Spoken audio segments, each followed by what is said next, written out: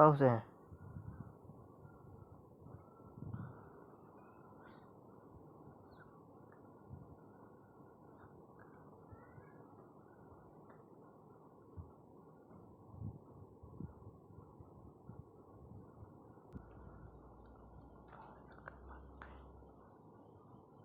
Paus suka makan apa? Paus suka makan apa?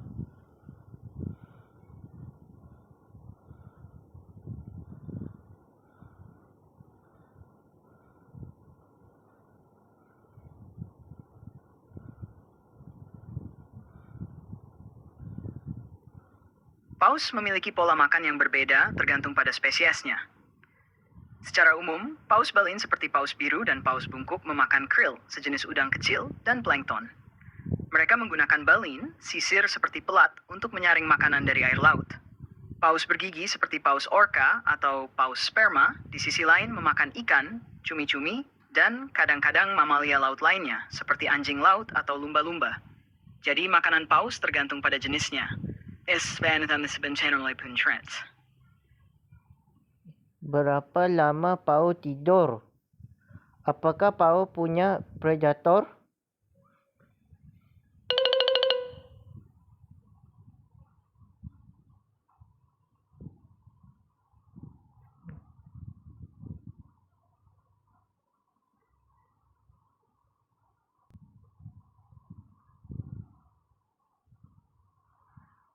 Sebagian besar paus dewasa tidak memiliki banyak predator alami karena ukuran mereka yang besar. Namun, beberapa paus, terutama anak-anak atau yang lebih kecil, bisa menjadi target predator. Orca, salah satu predator utama yang memangsa beberapa spesies paus.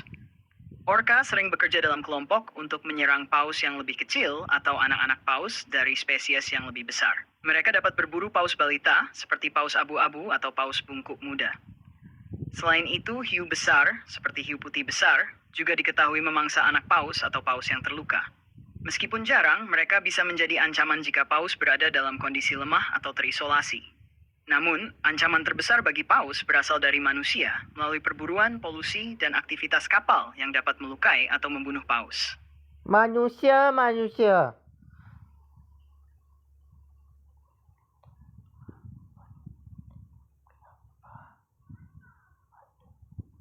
Kenapa manusia ancaman terbesar manusia?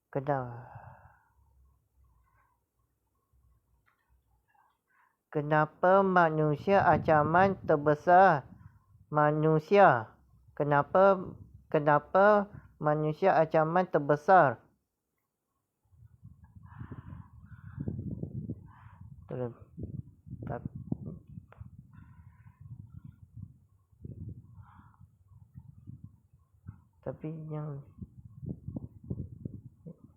Kenapa manusia ancaman terbesar?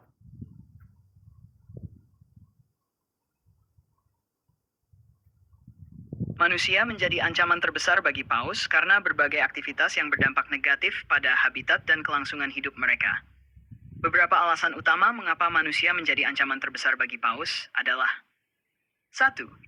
Perburuan paus.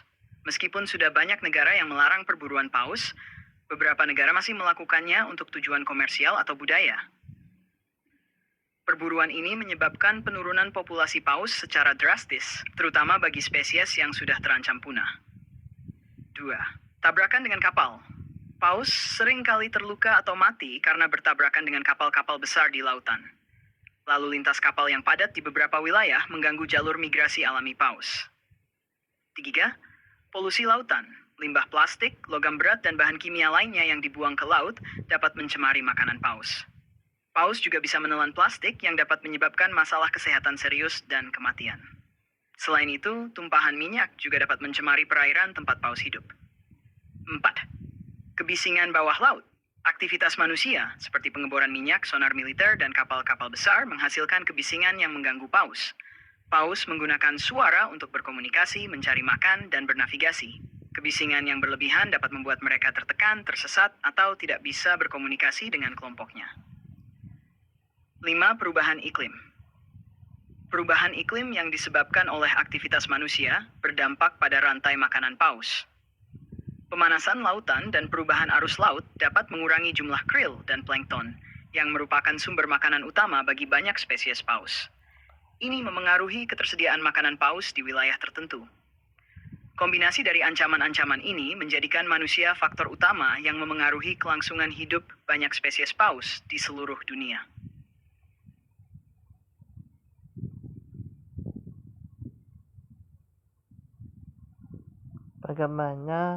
Bagaimana paus berkomunikasi? Bagaimana paus berkomunikasi? Bagaimana paus berkomunikasi?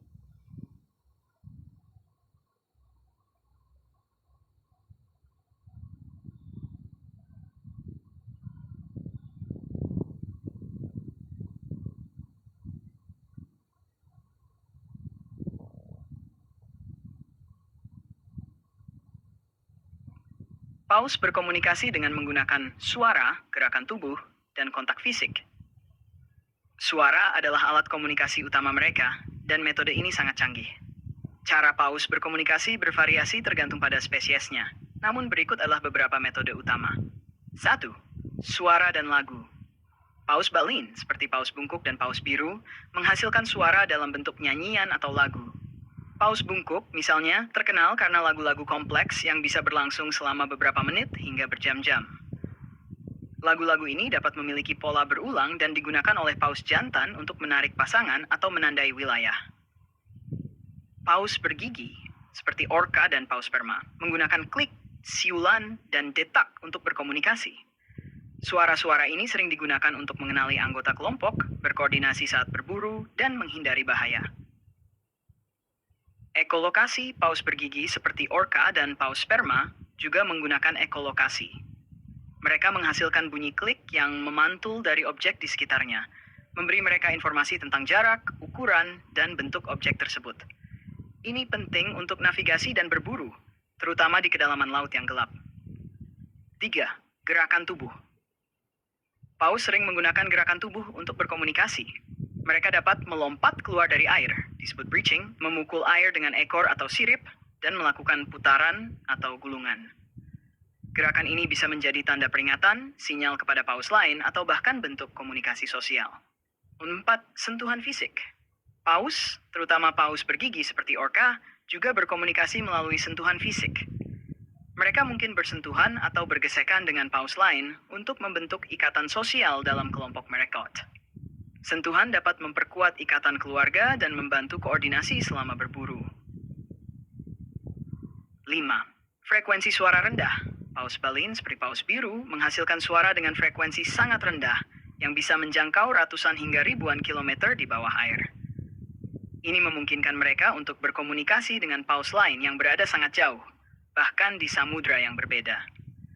Karena suara merambat lebih cepat dan lebih jauh di dalam air dibandingkan udara, komunikasi suara sangat penting bagi paus untuk menjaga hubungan sosial, mencari pasangan, dan berkoordinasi saat berburu atau bermigrasi. Bagaimana paus tidur?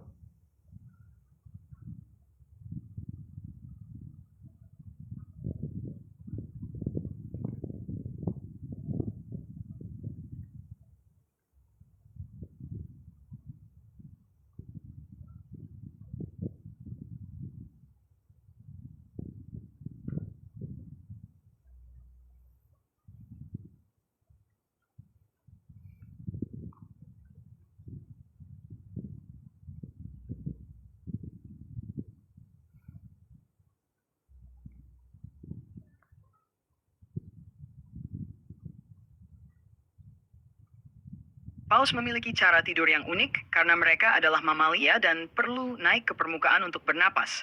tidak seperti ikan yang bisa bernapas dalam air. Paus tidak bisa tidur sepenuhnya seperti manusia karena jika mereka sepenuhnya tidak sadar, mereka bisa tenggelam. Oleh karena itu, mereka mengembangkan cara tidur yang memungkinkan mereka tetap sadar untuk bernapas sambil beristirahat. Berikut adalah beberapa cara paus tidur. 1. Paus tidur dengan satu sisi otaknya tetap terjaga, sementara sisi lainnya beristirahat. Ini disebut tidur hemisferik. Bagian otak yang aktif mengontrol fungsi dasar seperti bernapas dan menjaga kewaspadaan terhadap ancaman di sekitar, sementara bagian lain tidur. Setelah beberapa waktu, paus akan mengganti sisi otaknya yang tidur. 2. Tidur sambil berenang perlahan. Beberapa spesies paus seperti orca dan paus pilot bisa tidur sambil tetap berenang perlahan. Mereka tetap bergerak untuk menjaga agar tetap berada dekat dengan permukaan air sehingga bisa dengan mudah bernapas. Ini penting, terutama bagi anak paus yang masih baru belajar cara berenang dan bernapas. 3. Mengapung di dekat permukaan. Paus juga bisa mengapung diam di dekat permukaan air dalam posisi horizontal atau vertikal untuk beristirahat. Ini disebut logging karena paus terlihat seperti batang kayu yang mengapung di permukaan. Dalam posisi ini, paus masih bisa naik sedikit ke permukaan untuk bernapas tanpa perlu banyak bergerak. Periode tidur singkat. Paus tidak tidur dalam jangka waktu lama seperti manusia. Mereka cenderung tidur dalam periode singkat, antara 10 hingga 15 menit per sesi, tetapi mereka dapat mengulangi sesi ini beberapa kali sepanjang hari untuk memenuhi kebutuhan tidur mereka. Ini memastikan mereka tetap bisa bernapas dan waspada terhadap ancaman di sekitarnya. 5. Tidur sosial. Pada beberapa spesies paus bergigi seperti orca, mereka bisa tidur dalam kelompok atau pod, di mana beberapa anggota kelompok tetap terjaga untuk menjaga keamanan, sementara yang lain tidur. Ini memberikan perlindungan tambahan bagi kelompok dari predator atau bahaya lain. Jadi, paus tidur dengan cara yang sangat efisien dan fleksibel memungkinkan mereka untuk tetap bernafas dan melindungi diri sambil tetap memenuhi kebutuhan istirahat. Luar biasa. Bagaimana cara paus berburu?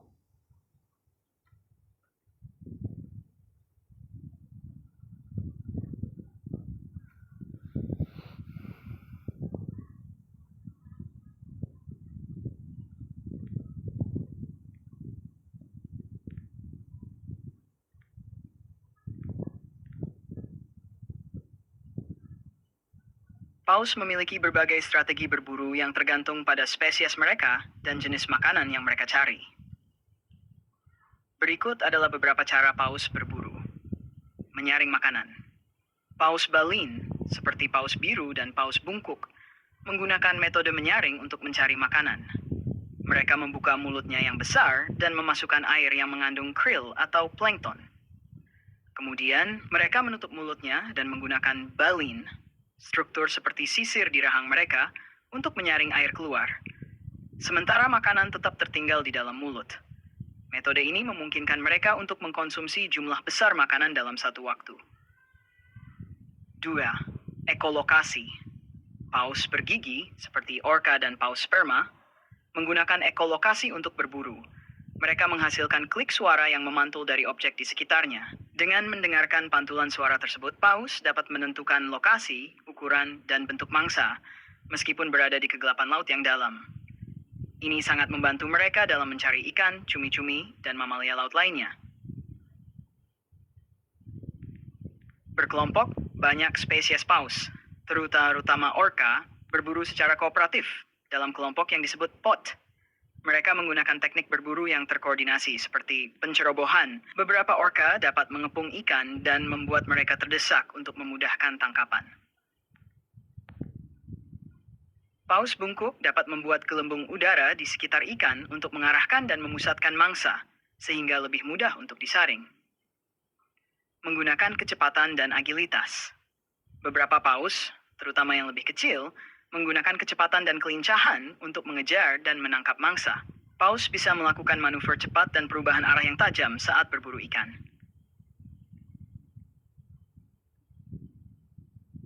Strategi berburu berdasarkan habitat. Paus juga menyesuaikan teknik berburu mereka berdasarkan habitat dan jenis makanan yang tersedia.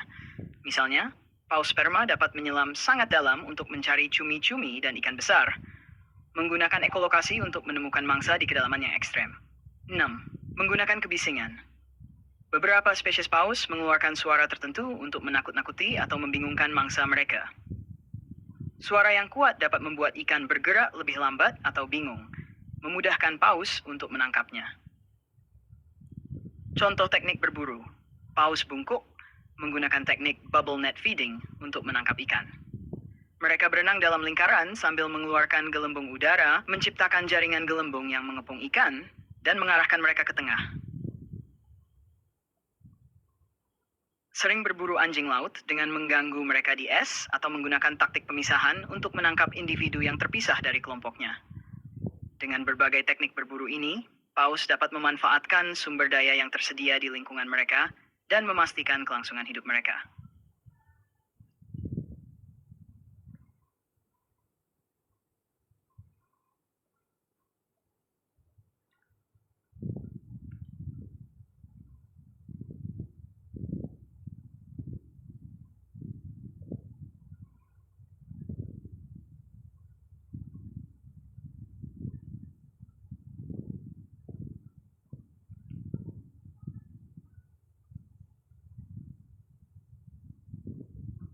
Apakah paus berkomunikasi jauh?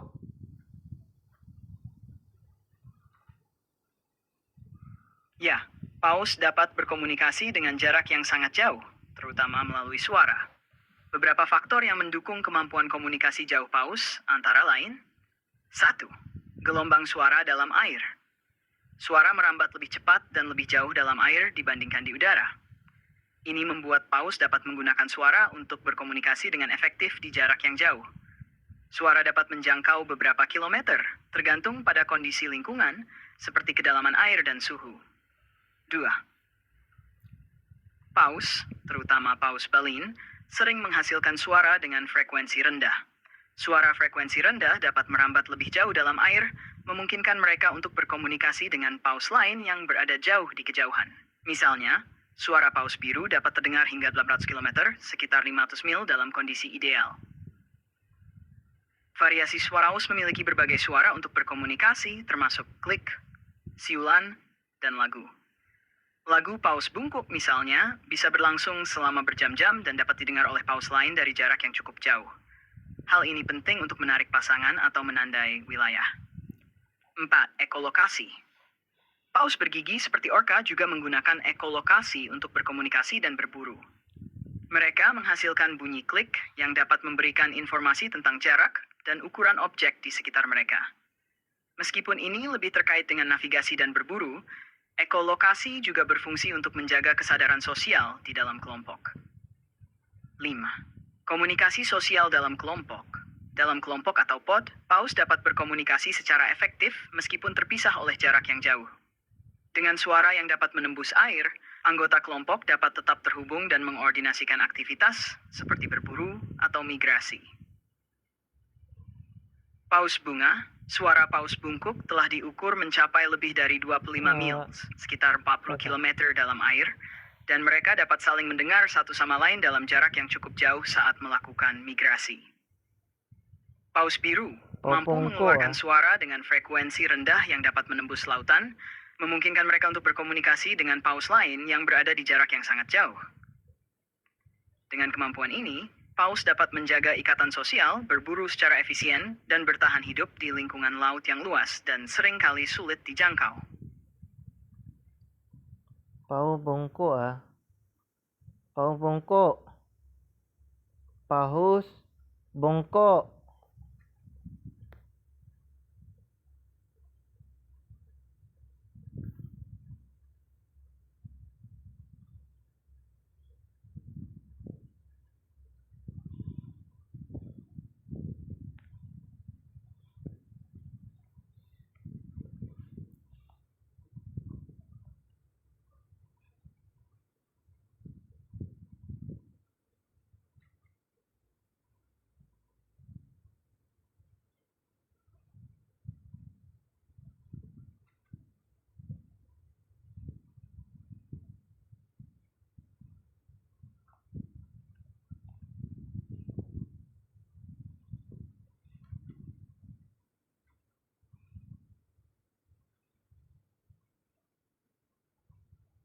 Apakah paus bisa tersesat?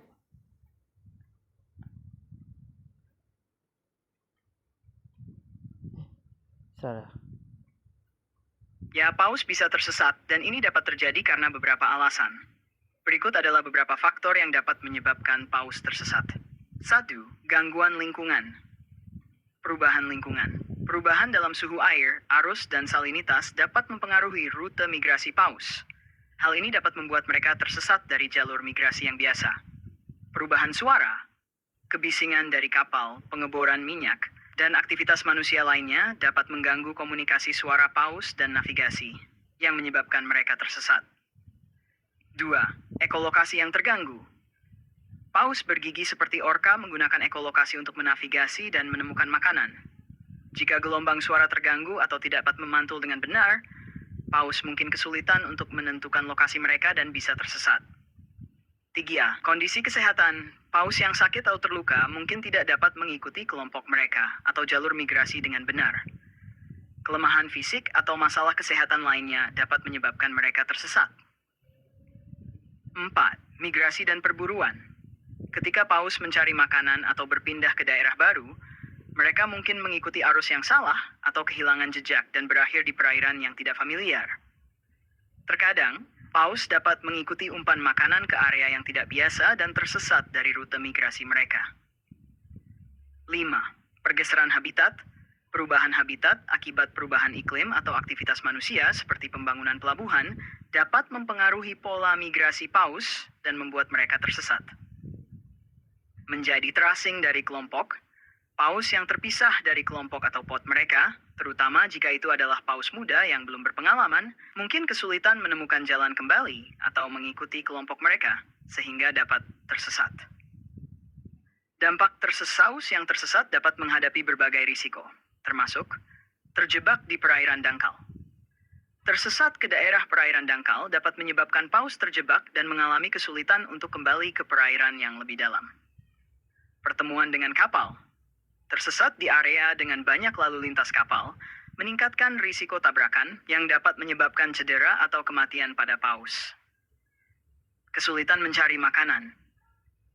Paus yang tersesat mungkin tidak dapat menemukan makanan yang cukup, yang dapat mengancam kesehatan dan kelangsungan hidup mereka. Contoh terkenal dari paus yang tersesat termasuk penemuan paus di pantai, atau situasi di mana kelompok orka berakhir di perairan dangkal. Peristiwa ini sering menjadi perhatian konservasionis dan ilmuwan yang berusaha memahami lebih baik bagaimana membantu paus yang tersesat dan meningkatkan pemahaman tentang perilaku migrasi dan navigasi mereka.